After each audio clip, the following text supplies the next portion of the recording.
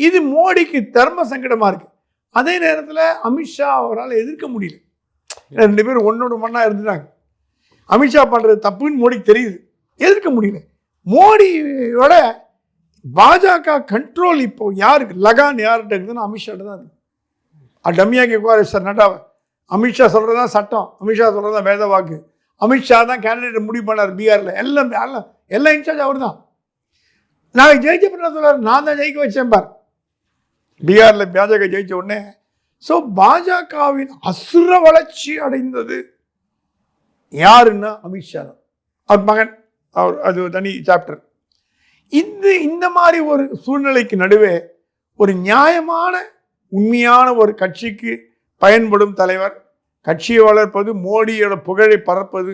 ஏன்னா தமிழ்நாட்டில் அண்ணாமலை வரத்துக்கு முன்னாடி மோடி எதிர்ப்புங்கிறது 100% இருந்தது.